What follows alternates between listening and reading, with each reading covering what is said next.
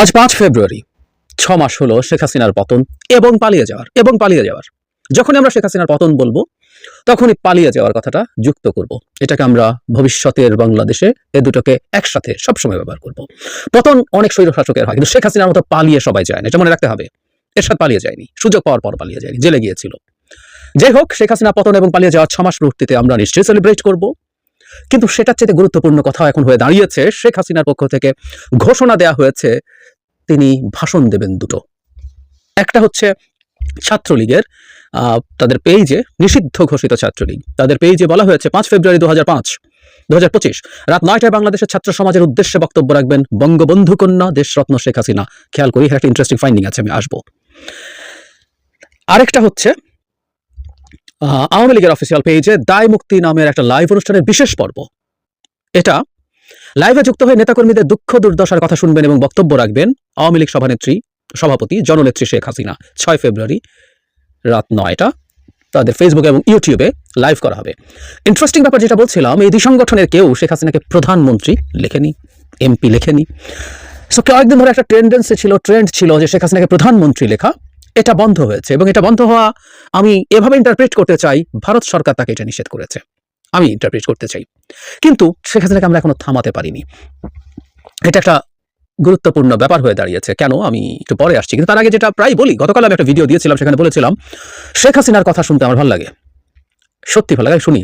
আমার খুব ক্লোজ কিছু মানুষ বলেন যে যেহেতু আমি ভিডিও করার জন্য ভিডিও করেছি, পরে ওটার কারণে শুনেছিও যে কিভাবে আমি এটা টলারেট করি, এটা একটা পিওর বিনোদন। গতকাল বলেছি কারণটা কি, কিন্তু সেই ভিডিওতে বলেছি, এবং এটার একটা অন্য দিক আছে। অন্য দিকটা হচ্ছে এটা আসলে একটা শক্তি পরীক্ষায় পরিণত হয়েছে বাংলাদেশ এবং ভারতের মধ্যে। আমরা একভাবে খেয়াল করি, বিভৎস একটা মানবতা বিরোধী অপরাধ চালিয়ে আমরা গণহত্যা বলে ফেলি, টেকনিক্যালি আসলে ওই সময় এটা গণহত্যা হয়নি, এটা একটা মানবতা বিরোধী অপরাধ হয়েছে। এবং তার এন্টায়ার 15 ইয়ার্সের যে টেনিয়র ছিল, 15.5 বছর মোটামুটি, সেই 15.5 বছরে আসলে অসংখ্য মানবতা বিরোধী অপরাধ ঘটেছে। সেই অপরাধ সাথে র্যাম্প্যান্ট করাপশন তো ছিলই।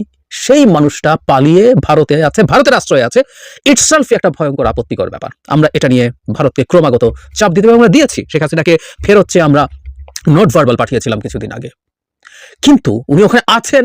এবং যেটা বিভৎস ব্যাপার সেটা হচ্ছে তিনি সেখানে বসে বাংলাদেশের ভেতরে তার যে সংগঠন আছে, সংগঠনটা ক্রিমিনালদের সংগঠন, it's not a political party. প্রায় বলি কথাটা, বারবার বলবো, আমরা মানুষের মধ্যে কথাটা ঢুকিয়ে দিতে হবে। সো এই ক্রিমিনাল গ্যাংকে তিনি মোটিভেট করার চেষ্টা করছেন, তাকে মাঠে নামানোর চেষ্টা করছেন।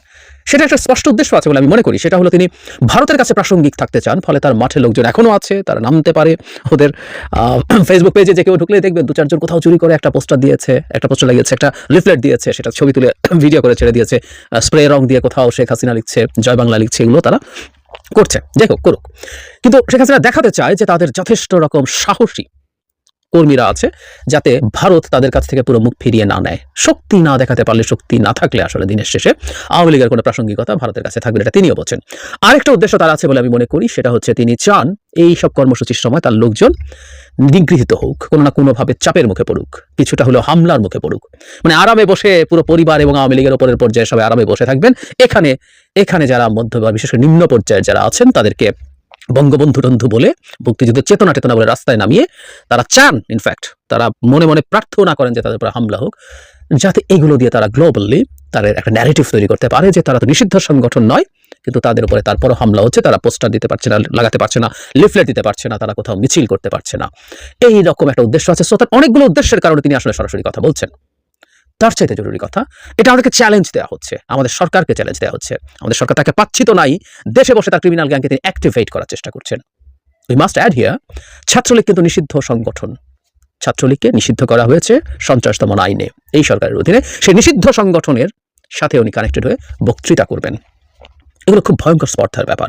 আর পরদিন তিনি কিছু লোকজনের সাথে তাদের টেস্টিমনি শুনবেন, তাদের দুঃখ কষ্টের কথা শুনবেন, এবং সেখানে বক্তৃতা করবেন। 2 দিন আগে তারা এটা ঘোষণা করেছেন।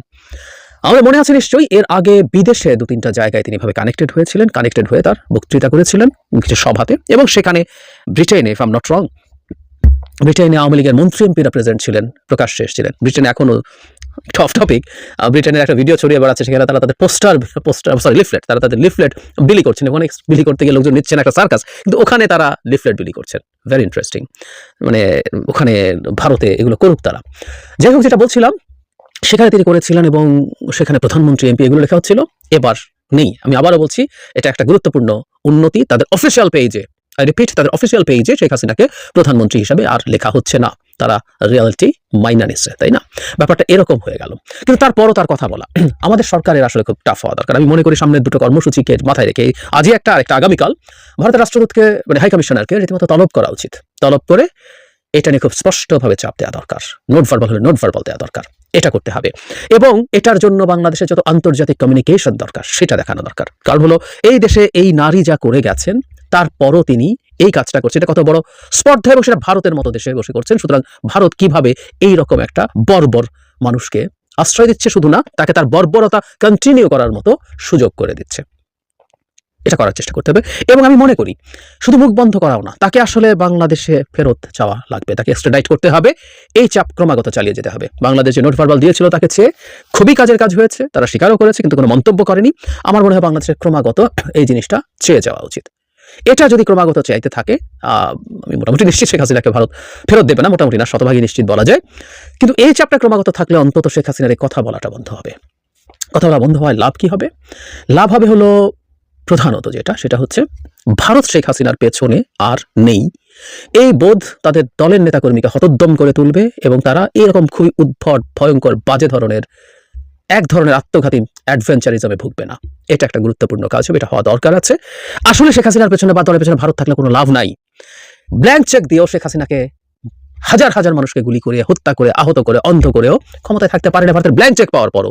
সুতরাং ভারত দিয়ে কাজ হবে না। কিন্তু যে বললাম ভারত পেছনে আছে, এটা মিসগাইড করবে। ট্রাম্প এসছে, মোদির বন্ধু, যদি এর মধ্যে প্রচুর ঘটনা আছে, ভারতীয় অবৈধ লোকজনকে ফেরত পাঠানো হচ্ছে, ভারতের প্রফেশনাল লোকজনের চাকরির খবর হয়ে যাচ্ছে, সেদিকে যাচ্ছি না। কিন্তু এই ন্যারেটিভগুলো অন্তত তারা ছড়িয়ে দেওয়ার চেষ্টা করছে, তাতে যেটা দেখা যাবে এটা তাদের জন্য একটা শক্তি জাগে এবং এটা করতে গিয়ে মাঠে কিছু খেয়াস হবে।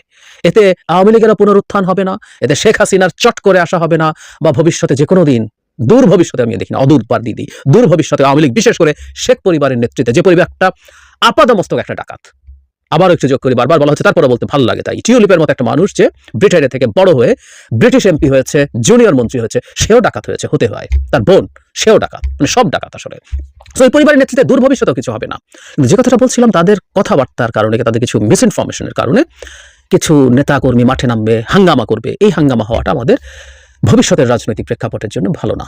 কারণ আমি অবাক হয়ে দেখেছি কিছু কিছু এই দল করা মানুষ আছেন যারা বিশ্বাস করেন নেত্রী কিছু একটা করবেন। আমি ব্যক্তিগতভাবে কথা বলে দেখেছি, আওয়ামী লীগ বা আওয়ামী লীগের প্রতি সিম্প্যাথাইজার্স ভারত এবং ট্রাম্প মিলে কিছু একটা করবে। সো এরকম বোধ যদি থাকে, এরকম বিশ্বাস যদি থাকে, আমাদের নিশ্চয়ই মনে আছে কিছুদিন আগে গুজব ছড়ানো হয়েছিল ডক্টর ইউনূস যখন দাভোসে গেছেন ওয়ার্ল্ড ইকোনমিক ফোরামে, তিনি পদত্যাগ করেছেন এবং মন্ত্রীরা, মানে আমাদের উপদেষ্টারা সব পালিয়েছেন। তখন বিজয় মিছিল করার জন্য যুবলীগ নেমে গিয়েছিল এবং গ্রেফতার হয়েছিল।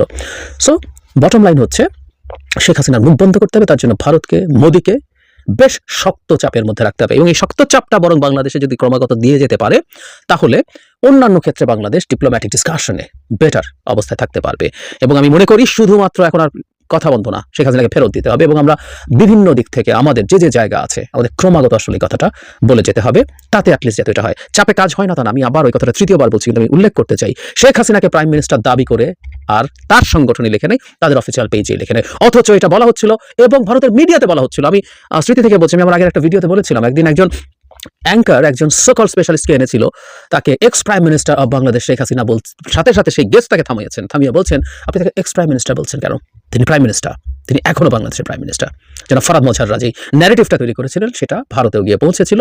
তো ওখানে এখন এই মুহূর্তে আর দেখছি না। এবং ভারত আওয়ামী লীগের নিজস্ব বা অফিসিয়াল পেজে যখন করছেন, তার মানে আমাদের সরকার থেকে যে চাপ দেওয়া হয়েছে, সে চাপের প্রেক্ষাপটেই এই ঘটনাটা ঘটছে। আরও চাপ দিলে বাকিটাও করা যাবে এবং সেটা করতে হবে, এটা নিশ্চিত করতেই হবে।